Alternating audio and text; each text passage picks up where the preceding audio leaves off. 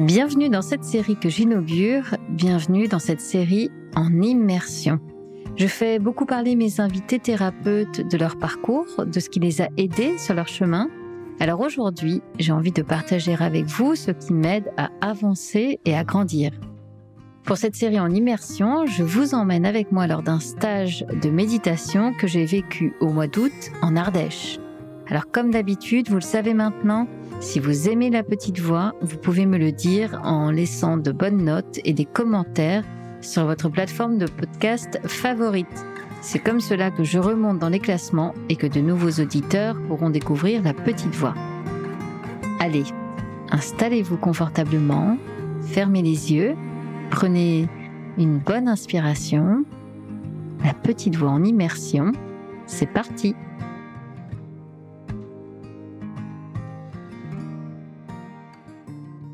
Bonjour Sandrine, bienvenue dans la petite voix. Bonjour Herveline, bienvenue à toi aussi. Merci. Bon allez, pour commencer, est-ce que tu peux te présenter en quelques mots rapides s'il te plaît?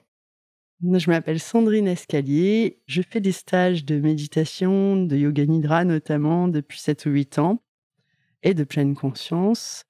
Et j'exerce souvent en Ardèche, dans les Cévennes. Voilà, je fais un peu d'individuel aussi, mais surtout du collectif. Bon, tu vois, tout à l'heure, je préparais notre entretien. Donc, pour resituer un peu pour les personnes qui nous écoutent, on est toujours au domaine de Taillé. Là, on est dans un petit salon, dans une des villas, avec vue sur la piscine et les monts d'Ardèche. Donc, on n'est pas trop mal. On est là au 5e jour du stage. Le stage que j'ai récité, là, que vous avez entendu, vous les auditeurs et auditrices, les jours précédents. Et en fait, je voulais commencer tout simplement comme ça. C'est comment pour toi, là, maintenant, au 5e jour du stage? Tu te sens comment? Alors moi, au 5e jour du stage, en général, je suis un peu fatiguée, mais aussi là, je suis très contente. En général, je suis très contente parce que je vois les gens. En fait, j'ai vu les gens qui se sont ouverts, qui étaient là. En fait, au début, on ne sait pas trop comment ça va se passer. Au 5e jour, on voit très bien. Et donc, moi, ce que j'adore en tant qu'enseignante, c'est voir les gens qui deviennent heureux, les voir s'ouvrir et commencer à rayonner. Et donc là, au 5e jour, je les vois bien. Ouais. Mais on va en reparler parce que même en tant que participante, je crois que j'en ai parlé d'ailleurs dans mes enregistrements précédents, c'est intéressant de voir la dynamique de groupe, ce qui est en train de se mettre en place, voilà, avec les 20 personnes qui ne se connaissaient pas il y a encore quelques jours. C'est assez étonnant et beau à vivre. Ça, c'est vraiment, on en reparlera tout à l'heure, je suppose, mais c'est vraiment mon petit plaisir, c'est d'apporter de la joie. Ouais, et oui, ça c'est ta patte. D'ailleurs, je me rappelle très bien que ça faisait partie des points qui m'ont moi intéressée sur l'idée de rejoindre ton stage. Et oui, effectivement, on va en reparler, mais d'abord, j'aimerais bien qu'on reparle de toi et de ton parcours, en fait. Comment un jour, Sandrine est devenue cette enseignante de méditation en Ardèche, dans les Cévennes. Hier midi, on a eu l'occasion de déjeuner ensemble, enfin, avec d'autres participants, et puis j'ai commencé déjà un peu l'interview, j'avais besoin de grappiller 2-3 infos. Et il y a un moment important de ta vie dont on a parlé, et puis j'aimerais bien commencer par ça, on va direct dans le grand bain. C'est quand tu as une vingtaine d'années et que tu te retrouves en Inde, puis du coup, tu vas avoir tes premiers contacts avec la méditation. Ouais, c'est ça. J'ai donc 21 ou 22 ans, je sais plus. Et je vais faire un stage en Inde à l'ambassade de France. Et je me retrouve là-bas et puis je fais une grave allergie à la pollution. Donc au bout d'un mois, en fait, le médecin de l'ambassade me dit que c'est mieux que je parte, que je quitte la ville. Et donc, je quitte la ville. J'ai une amie qui me rejoint. Et comme j'avais prévu de rester 3 mois et demi, donc normalement 3 mois de stage et 15 jours aller me balader, je me retrouve avec 2 mois et demi de balade. Pas mal. Donc, c'est assez sympa. Mais je commence, donc une semaine avant que mon amie arrive, alors que je faisais encore le stage, j'ai voulu partir un week-end toute seule. Je me rappelle plus vraiment où. Enfin, un endroit qui était quand même dans le guide, hein, pas un endroit complètement perdu, mais pas un gros spot touristique. Et là, j'arrive, je sors de la gare et je prends une charrette, parce que c'était pas un taxi, c'était une charrette pour aller à l'hôtel que j'avais déjà réservé. Et là, une vingtaine de personnes qui m'entouraient. Mais je me suis sentie vraiment traquée. Bon, j'arrive à l'hôtel, je vois qu'ils m'attendent devant la porte. Donc, je décide de repartir tout de suite à Delhi. Et là, pareil à la sortie, j'arrive à la gare. Tout était en hindi, en fait, il n'y avait rien en anglais. Donc, je finis par trouver quelqu'un de la SNCF et je lui demande de m'aider. Donc, il me prend un ticket dans le wagon femme. Et puis là, je me retrouve sur le quai où il devait y avoir 500 personnes et tout le monde qui me regardait, je pense. Et donc, 500 personnes, surtout des hommes, et certains avec des regards vraiment lourds. Et là, je vois un groupe de jeunes Indiens et qui avaient l'air un peu... qui me ressemblaient un peu, quoi. Donc, je vais vers eux. Donc, ils me prennent sous leur aile et je rentre à Delhi comme ça, sauf qu'il fallait après changer et prendre un bus. Ouais. Et là, j'ai eu la grosse peur de ma vie dans ce bus où j'étais pareil sur la ligne réservée aux femmes et puis des hommes qui commençaient à me toucher partout et tout. C'était vraiment tendu. Bon, finalement, ça s'est pas mal passé, mais j'ai même pas osé sortir pour aller aux toilettes à la pause. Ah ouais. Ah ouais.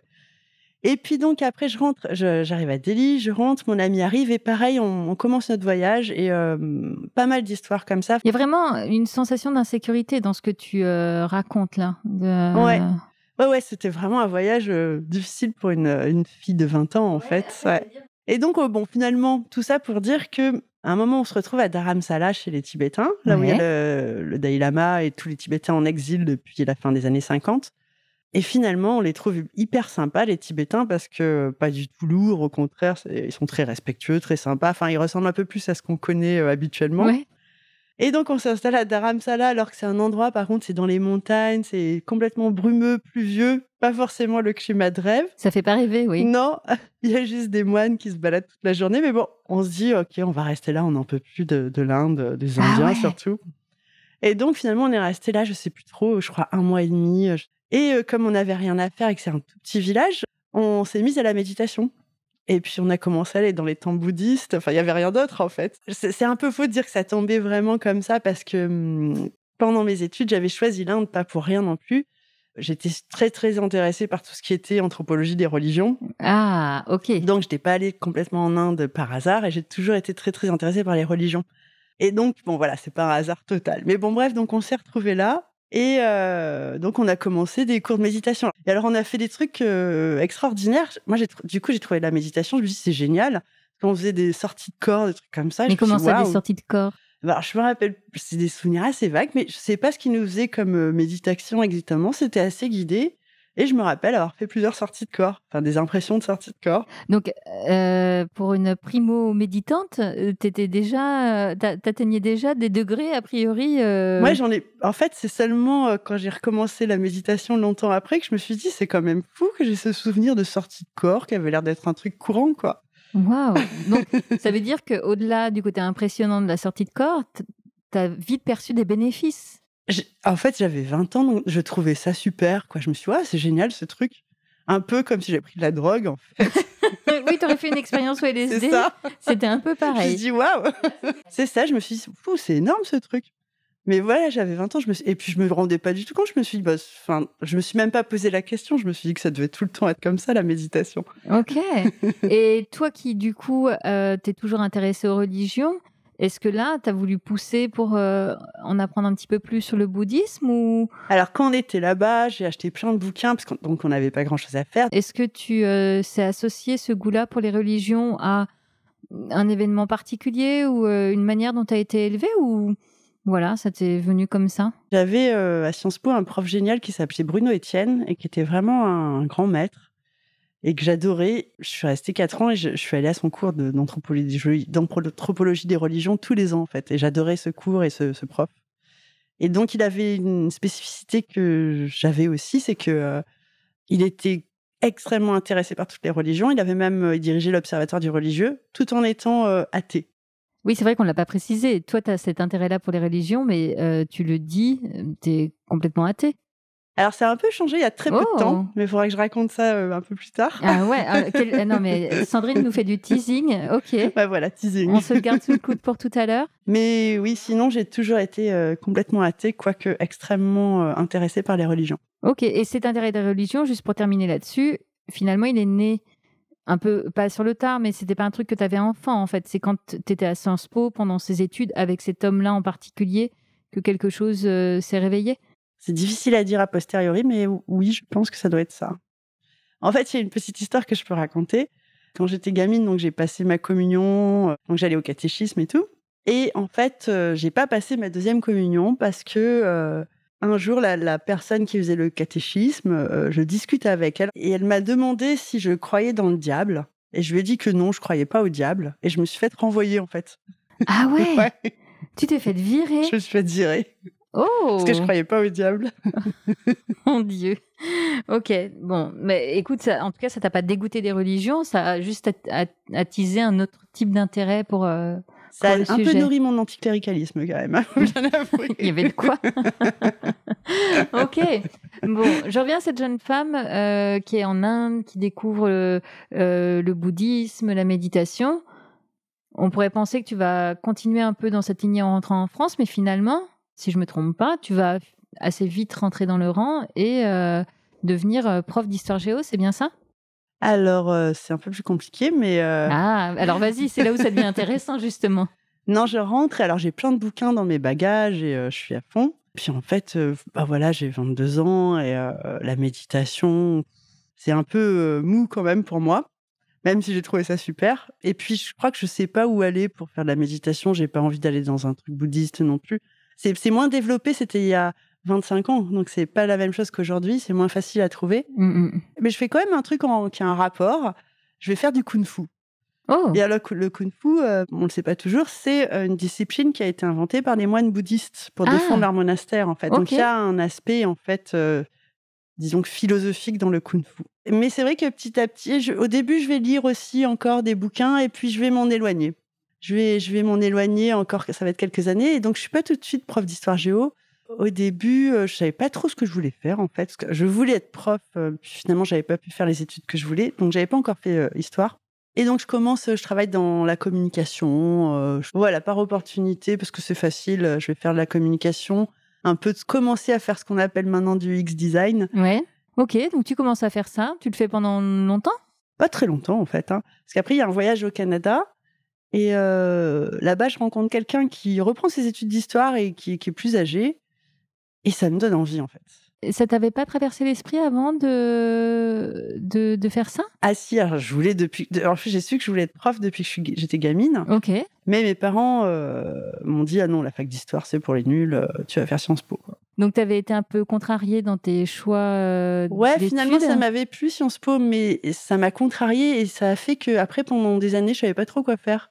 Et finalement, tu es revenue à tes premières amours en faisant cette rencontre au Canada. Ouais, alors et du coup, je me dis, je vais retourner. Alors, je savais pas trop si je voulais faire histoire, anthropologie, philosophie. Il y a quand même beaucoup de choses qui me plaisaient. Et donc, finalement, en fait, on me conseille de passer le CAPES. Comme ça te fait un job et après, tu pourras faire ta thèse. Donc, je vais faire une licence d'histoire à la Sorbonne. Puis, l'année d'après, je passe le CAPES. Et puis là, je me retrouve prof et en fait, je m'aperçois assez vite que ça va pas le faire parce que, en fait, il y a trop d'heures de cours et même si je me mets à mi-temps, c'est tellement dur, c'est tellement prenant. La première année, je suis au lycée à Paris et un peu au collège aussi. Mais après, j'ai une mauvaise idée. À la fin de l'année, je veux repartir dans le sud et je demande Marseille. Et là, je me retrouve dans un collège hyper dur. Aïe. Et en plus, je me rends pas trop compte, mais en faisant ça, c'est compliqué parce qu'après, il faut que je trouve une thèse à Marseille. Donc je regarde, je trouve pas. Enfin bon, voilà, je comprends vite que ça va un peu tomber à l'eau, mon idée de faire une thèse en même temps. Et que du coup, tu vas devoir te contenter, entre guillemets, je sais pas trop de ce que ce job de prof. Ouais, voilà, je continue pour l'instant, mais du coup, je suis encore un peu. T'es pas hyper convaincue, hein. C'est pas encore la bonne voie, quoi. Ouais. En fait, c'est rigolo, dans ton parcours, il y a quand même ces différents tâtonnements. Ouais. Et comme tu dis, qui vont peut-être bien aussi avec ta personnalité, tu t'intéresses à plein de choses et tu as certainement la capacité à chaque fois de t'y mouvoir et de t'y mettre, mais finalement, à tes dépens. Il y a au début une volonté qui est contrariée et après, du coup, les chemins, je pense que ça arrive à plein mal de gens. Hein. Bien sûr. Oh oui, alors vraiment. Les chemins sont plus compliqués quand la volonté qui est là dès l'enfance, en fait. Parce que moi, dès l'enfance, je sais que je vais être prof à l'université en histoire. Après, je me dis qu'il y a d'autres matières qui m'intéressent, mais dès que je suis gamine, je sais ce que je veux faire. Et en fait, je vais pas y arriver. Et du coup, ça oblige à prendre des chemins de traverse. Comment tu te sens dans toutes ces années-là je sais pas comment le dire, de flottement, de tâtonnement? Est-ce que ça te rend anxieuse? Est-ce que malheureuse? Ou est-ce que du coup, tu as gardé ta connexion avec ces premiers pas dans la méditation et une forme de développement personnel? À ce moment-là, je crois que le truc qui me sauve un peu, parce que les années à Marseille, elles vont être très très difficiles, parce que je tombe dans un collège vraiment très dur, très défavorisé, avec des élèves certains. Je comprends pas, par exemple, au début, pourquoi ils sont de si mauvaise humeur en début d'après-midi. Puis on me dit, tu sais, il y en a que les parents n'ont pas de quoi payer la cantine, alors ils mangent pas. Ah. Donc c'est vraiment, c'est en fait, c'est un endroit, on n'imagine même pas si on n'y a pas été, en fait. C'est inimaginable. Et il y a une ambiance d'agressivité vraiment entre eux, avec les profs. Et là, c'est vraiment, tu te retrouves dans la jungle. Mais bon, il y a plein de gamins attachants, mais il y en a plein qui sont très, très difficiles et qui peuvent être attachants aussi par ailleurs. Donc, c'est 3 ans vraiment difficiles. Et je crois que le côté contemplatif, je le retrouvais chez moi. Je passais beaucoup de temps dans mon jardin et je passais beaucoup de temps à observer les plantes, à être juste en espèce de méditation contemplative avec mes plantes. Ouais. Donc, tu te ressourçais comme ça, en fait. Face à cette jungle-là, c'était dans ton jardin que tu trouvais un peu d'apaisement. Mon jardin, les plantes, mon chat. Et du coup, dans tes questionnements de vie pro, tu dis que ça va durer 3 ans à Marseille. Et je crois que tu reprends cette casquette que tu avais eue quelque temps, un peu par opportunité, de faire de la communication digitale, du web, c'est ça ? Ouais, je démissionne, en fait. J'arrête le prof. C'est dur de prendre la décision ? Ouais, alors mes collègues sont abasourdis, ils me disent quel courage, et moi je leur réponds, c'est pas du courage, je suis en train de mourir là, donc... c'est ça, tu t'as sauvé ta peau, quoi. Là. Ouais, c'est ça, ouais. Donc là, tu sauves ta peau, et puis tu reviens à un truc qui t'avait pas complètement déplu. Que j'avais même apprécié, en fait, parce qu'il y avait justement dans le UX design, il y a un côté très contemplatif que j'aime beaucoup. Ah ouais ? Alors là, explique-moi. Là, on est en train de parler d'ergonomie de site web juste pour resituer, en fait, de comment faire pour que quand un visiteur vient sur votre site, qu'il se perde pas, qu'il trouve les infos dont il a besoin rapidement. En fait, c'est sur les gros sites, il y a quelqu'un qui s'appelle un UX designer, qui s'appelait avant un ergonobe web, et qui fait la maquette, en fait. Il fait toute la structure du site. Genre, quand je vais cliquer là, ça va aller sur telle page, tel bouton sera là, là, il faut mettre ceci, là, il faut mettre une photo, là, il faut mettre un gros titre, là, il faut mettre... Bon, etc. Les pages s'entremêlent comme ceci, sont liées comme cela. C'est ça. Et donc, c'est un boulot de logique. Et il y a un côté très contemplatif. Pour moi, c'était un jeu, il y avait un côté imaginaire, en fait. Finalement, quand tu vas quitter ton statut de prof à Marseille, assez vite, tu retombes sur tes pieds, en fait. Enfin, tu te poses pas 1000 questions sur ton projet pro. Non, parce que il y a une question de rencontre et ça se fait tout seul, en fait. Parce que donc, j'ai une amie qui a une agence de site web qui va me proposer un job. Elle me dit, mais j'ai un UX design, tu crois que tu saurais faire ? Elle me dit, t'as qu'à prendre un bouquin. De toute façon, il n'y a pas de formation qui existe. Et je commence comme ça, en fait. Ok. Et tu vas finalement gravir les échelons parce que tu vas pas rester freelance. Tu vas travailler en agence dans une grosse agence à Paris. Ouais. Je peux la citer, Young et Rubicam. Ouais. Donc là, tu es, par rapport à cette jeune femme à 20 ans à Dharamsala, là, tu es dans le système. Enfin, tu vois, pardon, je fais des gros clichés. Non, mais ouais. Mais tu vois. Là, je suis à fond dans le système, je suis dans la grosse boîte de pub. Au bout de 2 ans, on me propose un poste de directeur commercial que je vais refuser finalement. J'ai pas envie de vendre, en fait. Ça va un peu contre ce que je ressens politiquement, en fait. Je me sens pas vraiment d'accord avec moi, en fait. Il y a un moment où je suis trop déconnectée de moi, en fait, de mes valeurs. Parce que là, justement, ton expérience de Dharamsala, la méditation, le développement perso et tout ça, c'est des bons souvenirs.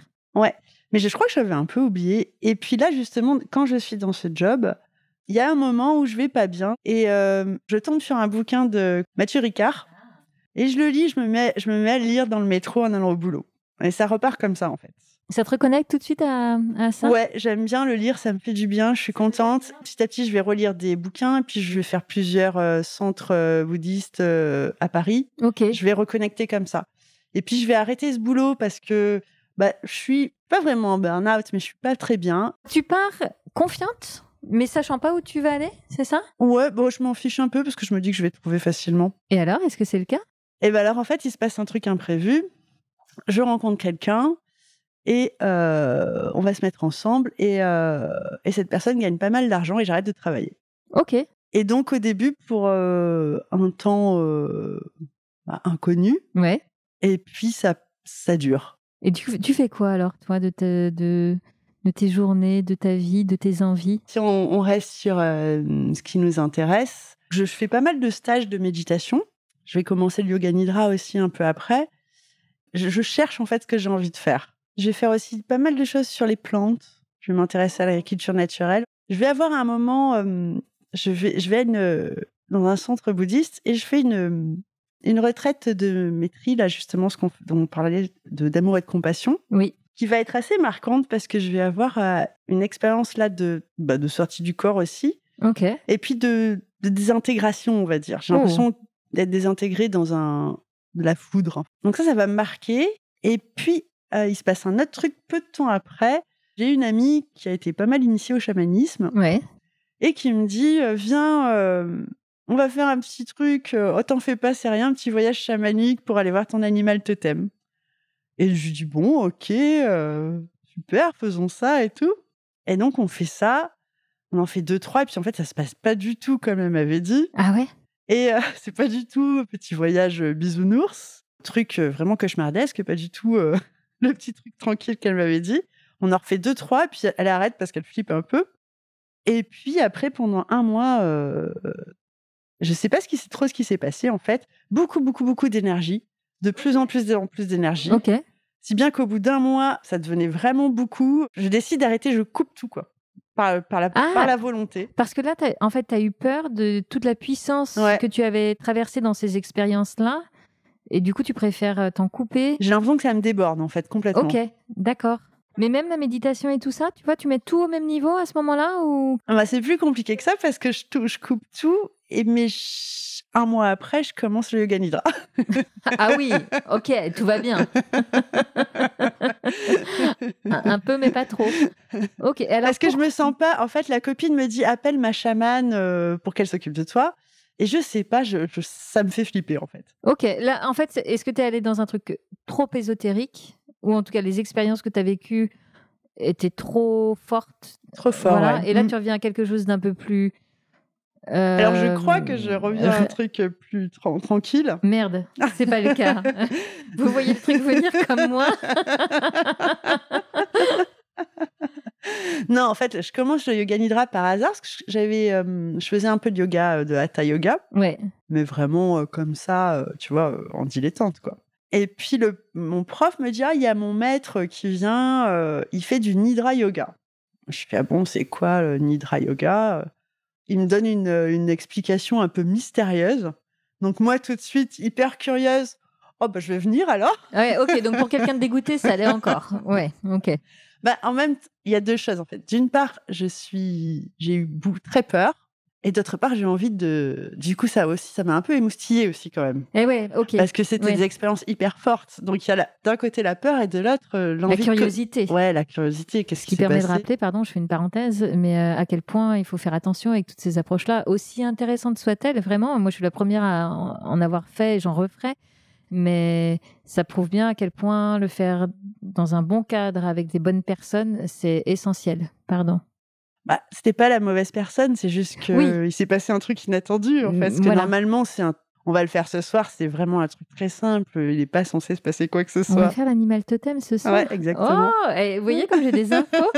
Bon, et ben ça m'intéresse parce que je l'ai fait il y a 1 mois ou 2. Mais bref, on en reparlera tout à l'heure en off. Donc du coup, je commence yoga nidra parce que par pure curiosité, je me dis c'est quoi ce truc? C'est tellement mystérieux, il faut absolument que je connaisse. Alors, je suis obligée de faire la parenthèse maintenant. C'est quoi le yoga nidra justement? Maintenant que toi tu l'as expérimenté, que tu t'y es formé, que tu l'enseignes, c'est quoi le yoga nidra? Alors c'est difficile à définir yoga nidra. Et donc je dirais que rationnellement, les preuves qu'on a, ça remonte aux années 50. Il y a un maître, alors Swami, et donc lui, en fait, donc un maître indien, dit qu'il a repris d'anciens textes tantriques qui étaient perdus, je crois, et qu'il a fait yoga nidra en prenant en compte aussi la mentalité occidentale, parce qu'il le fait aussi en pensant à nous. Donc lui, tel qu'il a théorisé, il s'agit, en fait, la partie qui est la plus connue, on commence par un peu de relaxation, on va dire, écouter les sons, tout ça. Et puis après, il y a la partie où on cite les éléments du corps. Ouais. Et ensuite, il y a des parties de visualisation. On revient à de la relaxation, à de la respiration. Enfin, il peut y avoir beaucoup de choses différentes. Peut-être que ce qui est important de préciser, je trouve, quand on parle de yoga nidra, c'est que le yoga, on imagine des séries de postures. Et là, en l'occurrence, non, puisqu'il y a une posture qui est on est allongé en Shavasana pour ceux qui connaissent. Et en fait, c'est là que tout va se passer. Et c'est beaucoup... Tu vois, moi qui n'en avais jamais fait, je découvre cette semaine. Effectivement, c'est beaucoup de visualisation, de scan corporel, de méditation. Enfin, pardon, je le dis avec mes mots vraiment pas professionnels, mais si je caricature, c'est un peu comme ça que moi je l'ai vécu, quoi. Même d'hypnose par moment. Oui, il y a un petit côté, il y a une familiarité avec l'hypnose, c'est clair. Ouais. Donc toi, pardon, je reviens à ce moment-là où vraiment dégoûté de toutes les pratiques, tu dis j'arrête tout, et puis en fait un mois après tu fais la formation Yoga Nidra. C'est ça. Et est-ce que là encore tu vas vivre des expériences assez fortes? Alors, en fait, j'accroche tout de suite Yoga Nidra. Et donc, moi, je suis tout de suite à fond. Je suis là, j'ai l'impression de faire un voyage mental. Je trouve ça, des expansions du corps, pas encore des sorties de corps. Enfin, vraiment, je trouve ça formidable. Je suis tout de suite transcendée. Ok. Et puis, ça me paraît assez rationnel, finalement, bizarrement. Parce que j'ai l'impression que je suis en train de maîtriser mon mental et que le Yoga Nidra, finalement, c'est ça, c'est la maîtrise du mental. D'ailleurs, c'est un peu ce que je garde dans mes enseignements. Moi, je suis très sur le côté, la méditation, le Yoga Nidra. Le but, c'est la maîtrise du mental. Est-ce que c'est là où tu dis, OK, en fait, tiens, mon projet pro prend peut-être que ça commence à se dessiner un petit peu. Ouais, c'est à ce moment-là, quand je commence Yoga Nidra, ça commence direct à se dessiner parce que je suis tellement enthousiaste. Et en même temps, c'est une période donc, où je cherchais ce que je pouvais faire, en fait. Qu'est-ce que j'allais faire? J'ai l'impression d'être un peu vieille pour recommencer les études à la fac, tout ça. T'avais quel âge? Vas-y. Bah là, j'ai un peu plus de 35 ans. Ok. Donc là, tu commences à percevoir un nouveau départ possible, quoi. Ça faisait déjà un moment là que je cherchais ce que j'allais faire et j'étais sûre d'une chose, c'est que j'allais être prof. Ah, ok. Là, pour moi, c'est évident. Depuis que je suis gamine, j'ai toujours voulu être prof. Ok. Ça n'a jamais varié. Ok. Donc, c'était sûr que j'allais être prof, mais du coup, je me disais, je vais être prof de quoi? Et là, tu trouves? Et là, je me dis, ah ouais, Yoga Nidra, c'est vraiment le truc qui me plaît. Et donc, est-ce que assez vite, tu te lances? Ouais, ça va pas prendre très longtemps. Je vais faire un premier stage, mais vraiment avec une amie qui est prof de dessin assez vite. Ouais.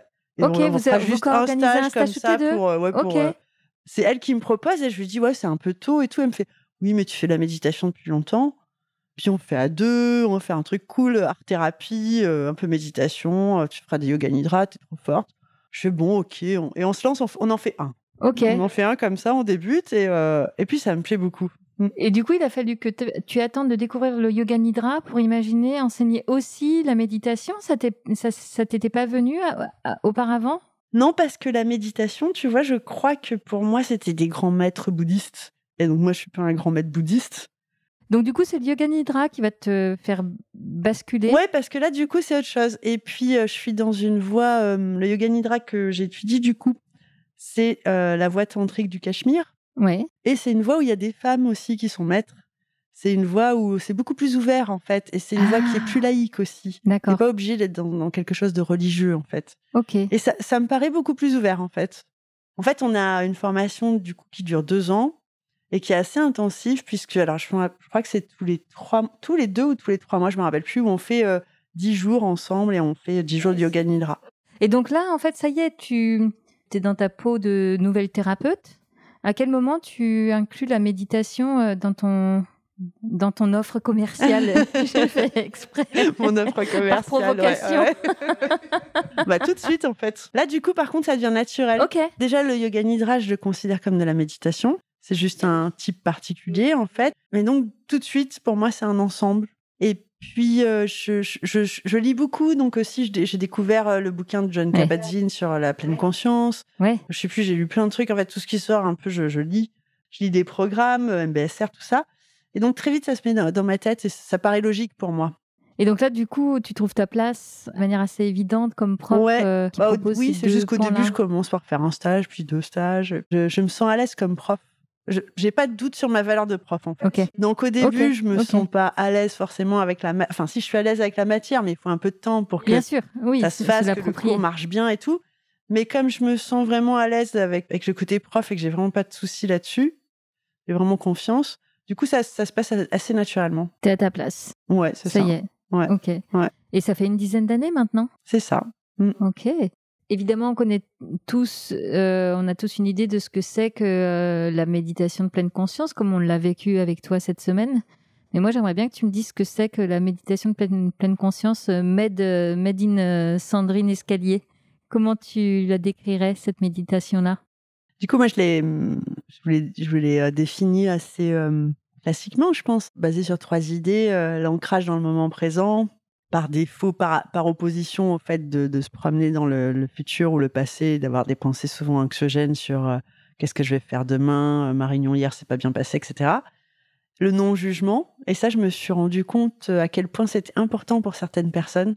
Et puis l'acceptation qui va avec le non-jugement, l'acceptation de ce qui vient. Mais Bien que, en général, je préfère axer quand même sur les choses positives, mais bon, après, c'est bien d'axer aussi sur les choses négatives et de tout accepter. Et après, moi, j'ai aussi une particularité, peut-être, c'est que j'ai un côté très joueur, très ludique. Et donc, quand je fais des exercices de pleine conscience, voilà, ça ressort un peu. ouais, et c'est très bien, tu vois.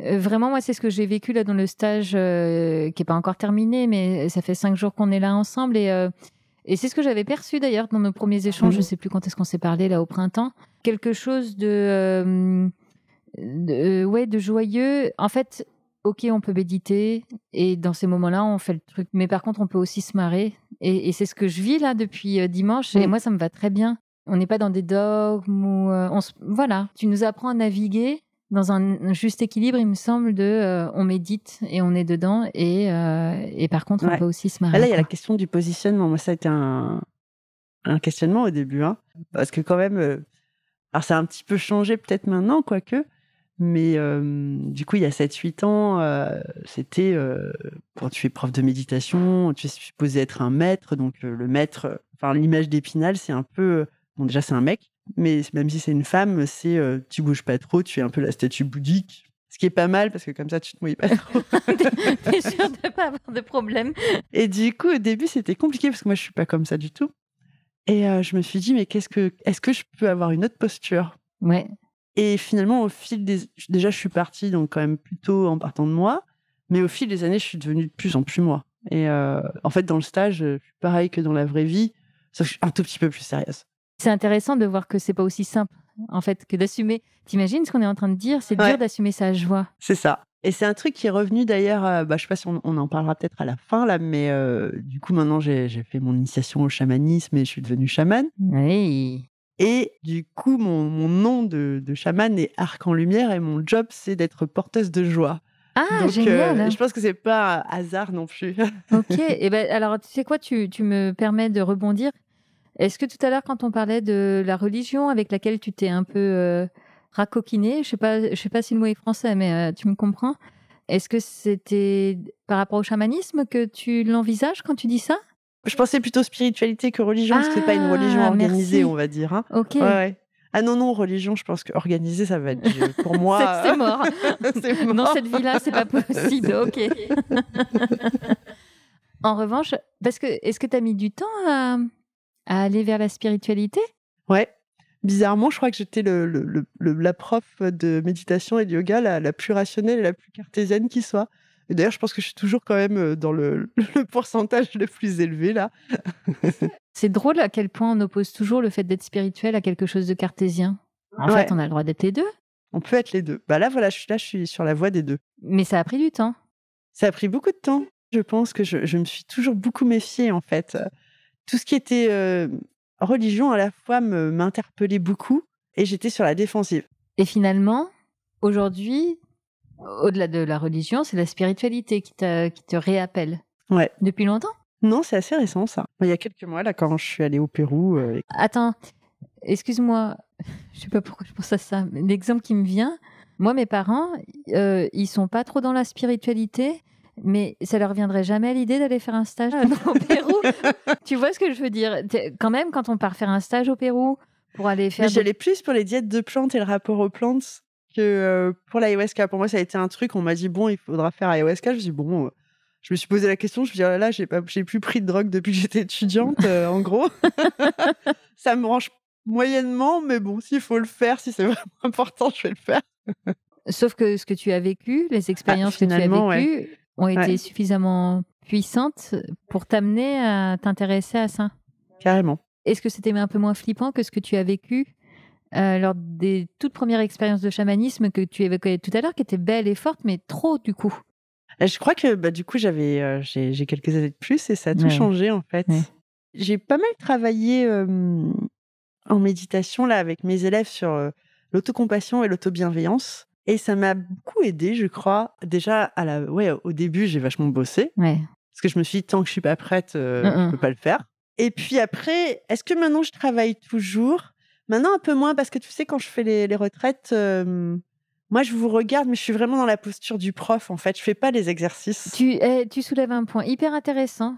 Je me suis toujours demandé ce que tu faisais pendant que nous, on y était et que... Je vous regarde, je vous observe. Ok.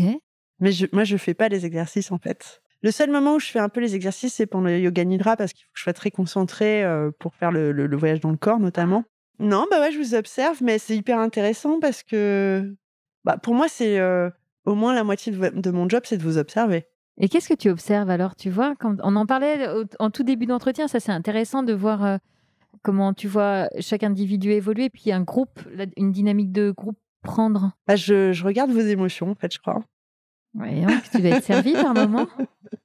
Puis alors des fois, je regarde les interactions aussi. Il y a pas beaucoup de choses qui m'échappent dans le groupe, hein, en général. Ouais. Et il y a des interactions, il y a des choses qui se passent, il y a des petits secrets, il y a des amourettes, oh là là, même des j'en ai pas grandes vu dans histoires. le groupe, sauf si j'ai raté un truc, merde. Ah, je dirais rien. On en reparlera en off tout à l'heure. Ah non, je dirais rien. Et tu dirais qu'elle a quelle couleur alors cette semaine notre groupe, tu le vois comment? Oh, il est bienveillant, il est gentiment enthousiaste, il est sympathique. Les gens sont en train de se lâcher un peu. Non, j'aime bien, c'est un bon groupe. Mais tout à l'heure, je vous trouvais trop mignon, par exemple, quand vous faisiez l'exercice où vous deviez marcher en pleine conscience en créant de la bienveillance dans vos pas et où vous deviez dire à chaque personne soit un simple sourire, soit lui dire quelque chose. Et vous étiez trop, trop mignon. Et en fait, je voyais au début, vous partiez, il y avait un groupe le groupe des gens qui voulaient participer, qui sont allés ensemble d'un côté, qui se faisaient au début juste des petits sourires, puis après ça a été des petits bisous, puis après des petites embrassades. Et puis de l'autre côté, il y avait les gens qui voulaient pas trop participer, qui avaient un peu peur, qui sont partis.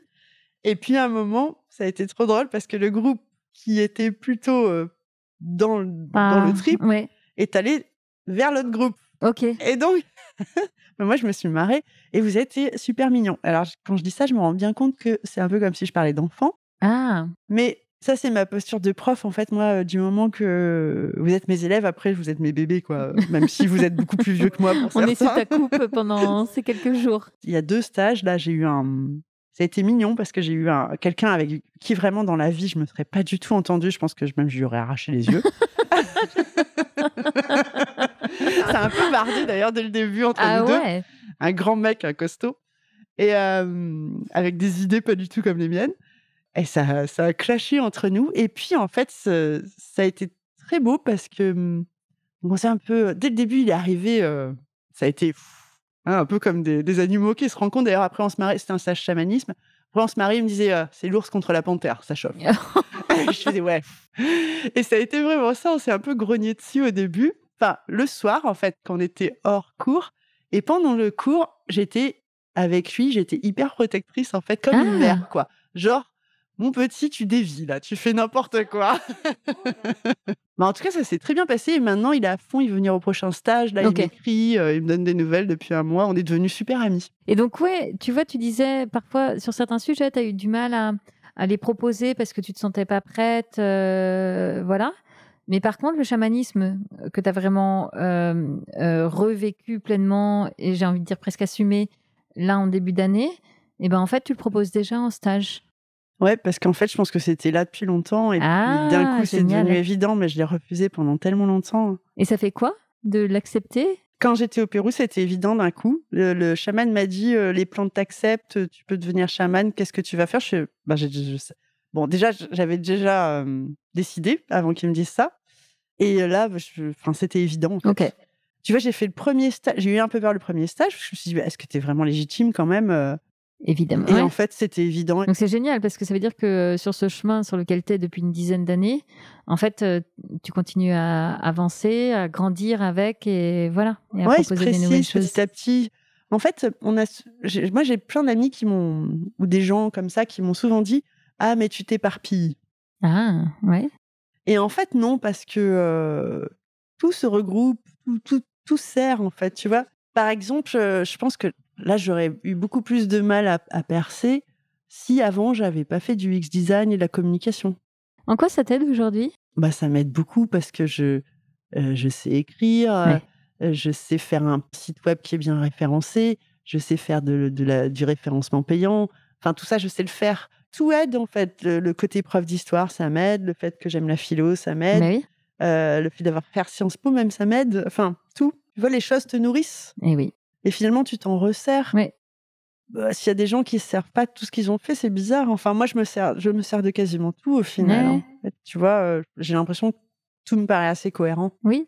Ouais, toutes ces cordes à ton arc, tu les utilises toutes, en fait. Ouais, c'est ça, j'ai l'impression. Puis bon, de toute façon, après, je vais pas refaire un gros poncif, mais c'est le voyage qui compte. En parlant de voyage, tu seras où dans 5 ans? Moi, j'en ai aucune idée. La première image qui m'est venue, je peux te dire Vas-y. ce que c'est. Je me vois en chaman au Pérou, dans la forêt. Peut-être pas au Pérou d'ailleurs, mais en Amazonie en tout cas. OK, bah, pourquoi pas, on en reparle dans 5 ans. On verra, ouais. Cool, merci Sandrine. J'ai quand même quelques questions rituelles que j'aime bien poser à mes invités dans la petite voix. La première, qui fait référence au titre, c'est est-ce que toi tu écoutes justement souvent ta petite voix? Me dis pas non parce que je vais en être remboursée. Pas du tout. Eh ben écoute, ça dépend ce qu'on entend par petite voix. Qu'est-ce que tu entends par petite voix? Mais justement, tiens, je te renvoie la question. Qu'est-ce que Ouais. ça évoque pour toi la petite voix? Ça m'évoque d'abord, ça me rappelle quand j'avais 13 ou 14 ans et que ça, tu vois, je l'ai pas dit et là, tu vas rigoler. J'avais 13 ou 14 ans avant donc qu'on me dise que si je croyais pas au diable, Dieu n'existait pas. Avant ce moment-là, je parlais quand même un peu à Dieu. Ah, tu vois, donc ma spiritualité finalement a quelques veines et si tu fais référence à l'intuition, oui, je l'écoute beaucoup. Oui. Je suis ma petite voix. Et d'ailleurs, il y a eu un moment où j'ai arrêté de la suivre et ça s'est pas très bien passé pour moi. Est-ce qu'il y a un livre qui a particulièrement éclairé ton parcours justement? Ouais, alors tu vas être surprise, le livre qui a éclairé mon parcours, c'est l'Éthique à Nicomaque d'Aristote. Ouais.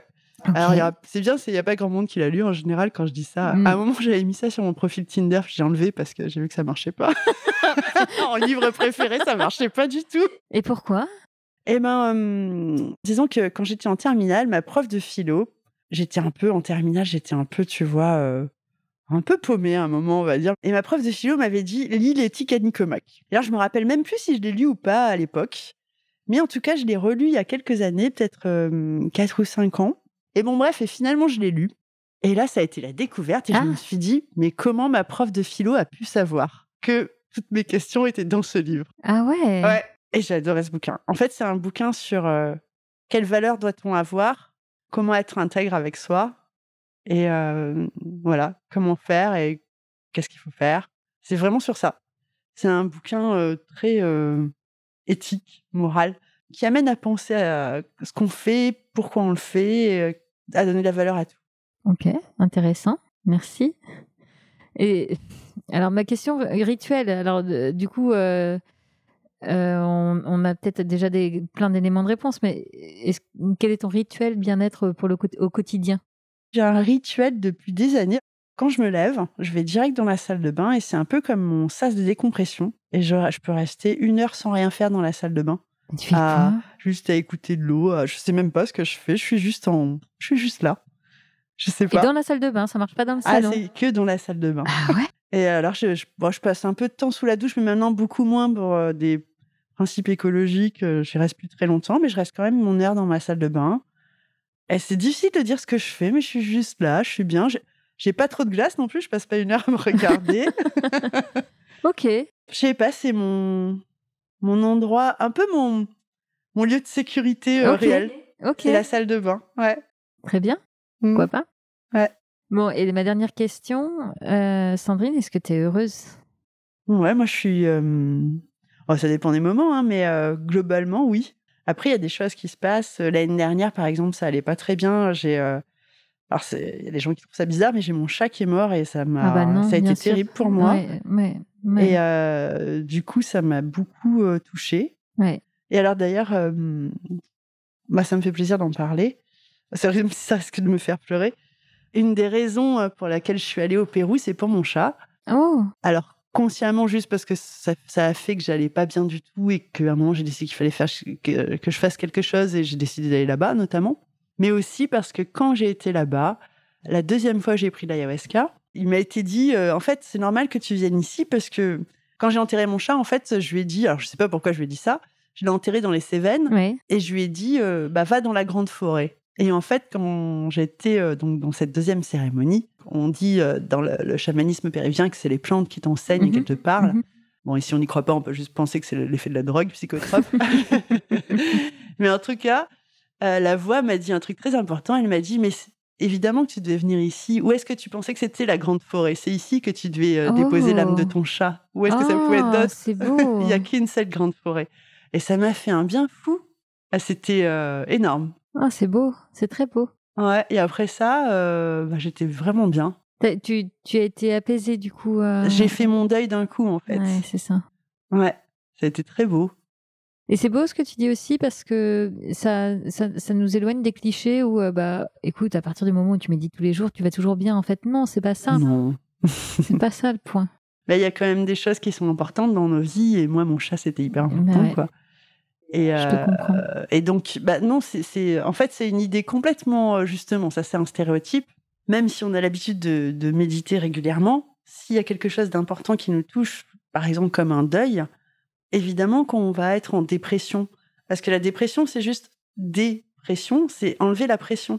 Et quel que soit ton niveau en méditation, tu as besoin d'un moment de dépression quand tu as vécu un choc. Ouais. Donc, dire si tu fais de la méditation, tu vas toujours bien, c'est un peu ridicule comme idée. En fait, il faut arrêter avec ce genre de stéréotype parce que c'est ce genre de stéréotype qui fait que plein de profs croient qu'il faut jouer au super maître complètement intouchable, qui ne bouge pas, et qui n'a presque pas d'émotion, en fait. On a toujours des émotions et il y en a où, oui, il y a des moments où il faut dépressuriser pour tout le monde. Ouais. Peut-être que ça sera un peu moins long, peut-être que ça sera un peu différent, mais non, on a tous des moments où c'est très difficile. Bien sûr. Merci. Je sens qu'on est reparti dans l'interview, là. Mais... Merci, en tout cas, Sandrine, pour cet échange. J'ai trouvé ça chouette, en fait, d'apprendre à te connaître après ces jours-là, passés auprès de toi. Donc, merci beaucoup à toi. Et puis, un petit merci aussi à une personne qui s'appelle Cindy Octru. C'est Cindy, en fait, qui est d'ailleurs une prof de méditation en devenir, que j'ai rencontrée à Montélimar il y a quelques temps. Et c'est elle qui m'a parlé du domaine de Taillé. Et c'est grâce à elle qu'on est là, en fait, du coup, aujourd'hui. Donc, merci aussi à Cindy. Et merci à toi. Et j'ai été ravie. Je ne pensais pas que j'allais parler autant. C'était le but. Merci. Merci pour votre écoute et merci d'avoir partagé ce moment avec moi. Je vous donne rendez-vous demain pour la suite. Si vous souhaitez prolonger l'échange, voir les photos de ce stage, alors je vous donne rendez-vous sur Instagram et Facebook. Vous me trouverez tout simplement en recherchant La Petite Voix, le podcast. À bientôt!